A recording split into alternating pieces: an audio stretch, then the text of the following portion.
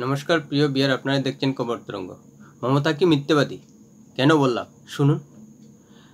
দিল্লিতে নীতি আয়োগের বৈঠক বয়কট করে বেরিয়ে এসে বললেন মাইক বন্ধ করে দেওয়া হয়েছে, তাই বয়কট করেছেন। আবার কয়েক ঘন্টার ব্যবধানে কলকাতায় এসে বললেন তিনি বলতে ওঠার 5 মিনিট পরই বেল বাজানো হলো। বারবার বেল বাজানো মানেই স্টপ ইট, তাই বৈঠক বয়কট করেছেন। বেল বাজিয়ে থামানো আর মাইক বন্ধ করা দুটি কি একই জিনিস? নিশ্চয়ই নয়। তাহলে এভাবে কেন বলতে গেলেন? প্রিয় বিয়ার, ভিডিওটি ভালো লাগলে সাবস্ক্রাইব করবেন, এতে আপনার ক্ষতি হবে না। বলেছেন দিল্লিতে মাইক বন্ধ করা হয়েছে, আর কলকাতায় এসে বললেন যে বেল বাজানো হয়েছে। দুটি নিশ্চয়ই এক বস্তু নয়। আসলেই যদি মাইক বন্ধের কথা বলেন তাহলে সেটা যে কেন্দ্র ইচ্ছে করেই তার কথা বন্ধ করতে চায় সেটার অর্থ আসবে। আর যদি বলতেন দিল্লিতে যে বেল বাজিয়ে তার কথা আটকে রাখা হয়েছে, তাহলে সেটা হবে যে নিশ্চিতই মানুষের কাছে যাবে হয়তো সময়ের হিসাব রয়েছে। তাই এই দিকটাই কিন্তু মমতা বুঝাতে চাইছিলেন দিল্লিতে, কিন্তু তিনি যে মিথ্যে কথা বলছেন সেটা কলকাতায় এসে পরিষ্কার বলে দিয়েছেন। সেই হিসেবে তিনি যে কত মিথ্যা কথা বলেন সেটা তো বলাই সম্ভব নয়। তিনি কতটা সত্যি বলেন, কেননা দিল্লি গিয়ে এক কথা আর কয়েক ঘন্টা পর কলকাতায় এসে আরেক কথা, একই বৈঠক নিয়ে। আর সত্যিকার অর্থেই তিনি এও বলছেন যে চন্দ্রবাবু নাইডু 20 মিনিট বলেছেন, বা অন্যান্য রাজ্যের মুখ্যমন্ত্রীরা 15 মিনিট বলছে, আর তাকে মাত্র 5 মিনিট বলতে পেরেছে। সেটাও কি সত্য কী করে বুঝবো? আর তিনি যে সত্য নন সেটা প্রেস ইনফরমেশন ব্যুরোর কথা থেকেই পরিষ্কার, কারণ তারা বিজ্ঞপ্তি দিয়ে জানিয়ে দিয়েছে যে মুখ্যমন্ত্রী মিথ্যা কথা বলছেন। এতেই পরিষ্কার হয়ে যাচ্ছে যে মুখ্যমন্ত্রী মমতা ব্যানার্জি মিথ্যা কথা বলছেন। তিনি কেন মিথ্যা কথা বলছেন সেটা তো বললাম, যে সরকার ইচ্ছাকৃতভাবে তার কথা থামিয়ে দিতে চায়, তাই তিনি দিল্লিতে সেই কথাটা বলেছিলেন যে তার মাইক বন্ধ করে দেওয়া হয়েছে। না হলে কিন্তু তিনি জানতেন, এবং তিনি দিল্লি থেকে কলকাতা আসতে আসতে নিশ্চয়ই খবর পেয়েছিলেন যে তার দিল্লিতে করা মন্তব্য বিগড়ে যাচ্ছে, তাই কলকাতায় এসে সত্যিটা বললেন। সত্যি কতটুকু বলেন সেটাই কিন্তু সন্দেহ থেকে যায়। কেননা তিনি যে বলছেন চন্দ্রবাবু নাইডুকে 20 মিনিট বলা হয়েছে আর অন্যান্য রাজ্যের মুখ্যমন্ত্রীকে 15 মিনিট করে বলতে বলা হয়েছে, সেটাও সত্যি কিনা বোঝা মুশকিল। কেননা বিরোধী দলের মুখ হিসেবে মমতা ব্যানার্জি উপস্থিত ছিলেন, আর কেউ ছিলেন না। তাই এখানে একটা যে পরস্পর বিরোধী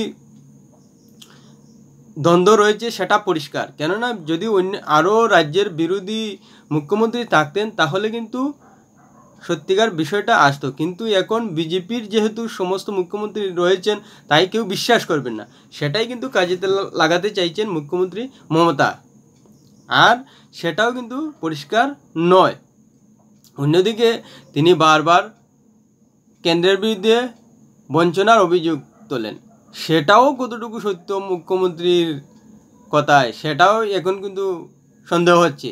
তিনি বারবার বলেন রেশনের টাকা আটকাচ্ছে, 100 দিনের কাজের টাকা আটকাচ্ছে, জাতীয় স্বাস্থ্য মিশনের টাকা আটকাচ্ছে, সংখ্যালঘু টাকা আটকাচ্ছে। শুধু কেন্দ্র প্রকল্পের টাকায় আটকে দিচ্ছে কেন্দ্র। তিনি কেন্দ্রের বিরুদ্ধে, মোদির বিরুদ্ধে, অমিত শাহের বিরুদ্ধে এত আক্রমণ করতে পারেন, এমনকি ব্যক্তিগত আক্রমণও করতে পারেন, কিন্তু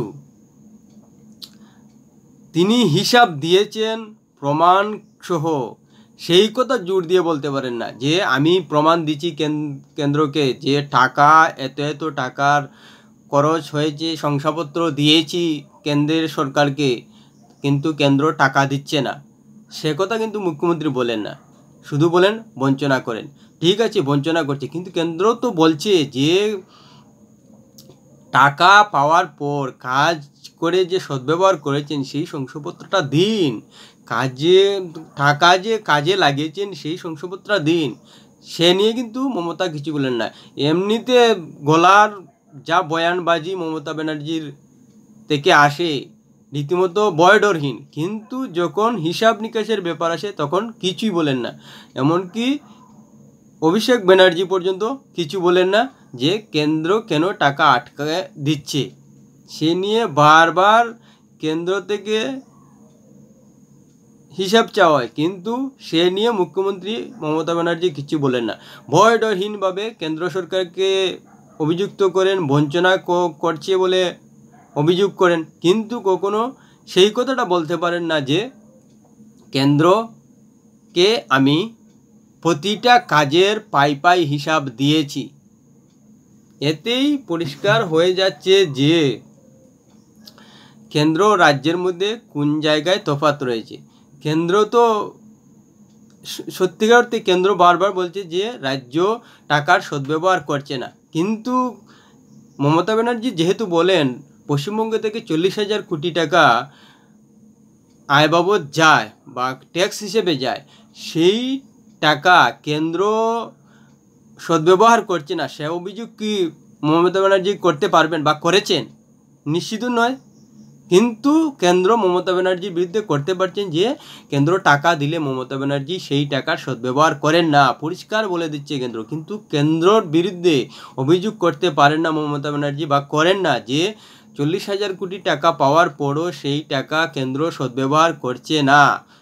শুধু একটাই তার অভিযোগ, বঞ্চনা করছেন। সেখানে যে কতটুকু সত্য সেটা তো রাজনৈতিক নেতারাই জানেন, কিন্তু সেটা সাধারণ মানুষের পুরোটা সম্ভব নয় জানা।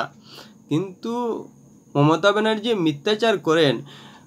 নীতি আয়োগের বৈঠক থেকে বেরিয়ে আসার পর দিল্লিতে এক কথা আর কলকাতায় আরেক কথার মধ্যে পরিষ্কার হয়ে যাচ্ছে। অর্থাৎ তার কথায় পরিষ্কার বোঝা যাচ্ছে যে তিনি মিথ্যা কথা বলায় অভ্যস্ত, যার কারণে এত বঞ্চনা করার পরও কেন্দ্র যেটা চাইছে সেই কথাটা কিন্তু সাংবাদিকদের সামনে পরিষ্কার এবং জোর গলায় বলতে পারেন না যে কেন্দ্রের প্রকল্পের টাকা পাই হিসেব দিয়েছি সদ্ব্যবহারের, তা সত্ত্বেও কেন্দ্র টাকা দিচ্ছে না, সে কথা কিন্তু কখনো বলতে শোনা যায়নি। তাই তার যে টাকা বঞ্চনার হিসাব কতটুকু সত্যি এবং কী কারণে বঞ্চনা করছে কেন্দ্র সরকার সেটা কিন্তু পরিষ্কার নয়। আর এখন মমতা যে কথাই বলুন না কেন তিনি সত্য কথা বলবেন বলে একটা কথাই পরিষ্কার হয়ে যাচ্ছে যে বলবেন না।